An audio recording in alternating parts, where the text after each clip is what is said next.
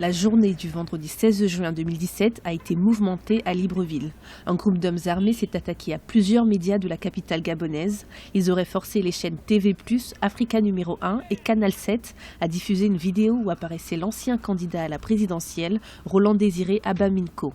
Celui-ci y invite le président Ali Bongo Ondimba à quitter le pouvoir dans les 72 heures au profit de Jean Ping et menace également de faire exploser des bombes dans toute la ville. La loi punit sévèrement toutes ces infractions pénales, notamment l'atteinte à la sûreté de l'État, puisqu'il s'agit d'une tentative d'atteinte à la sûreté de l'État. Monsieur Abaminko a voulu poser un acte désespéré et puis surtout en prononçant un tel discours de menace à l'égard du président de la République, donc menaçant la stabilité du pays. Je pense qu'il a peut-être voulu faire plaisir à son mentor.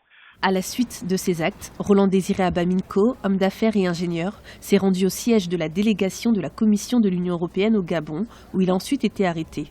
En 2016, il s'était présenté aux élections présidentielles en candidat libre avant de rejoindre la coalition de l'opposant politique Jean Ping. Ce dernier s'est très vite désolidarisé de l'acte isolé de son ancien allié. La coalition, déjà informée depuis des jours de projets visant à déstabiliser et à intenter directement à la vie des différents leaders, exprime sa vive préoccupation. Elle s'étonne par ailleurs de la coïncidence entre ces événements et l'arrivée prochaine de la mission de la CPI au Gabon. En attendant d'en savoir davantage, la coalition dénonce la confusion de la situation ainsi créée qui pourrait justifier l'escalade de la dérive autoritaire et antidémocratique.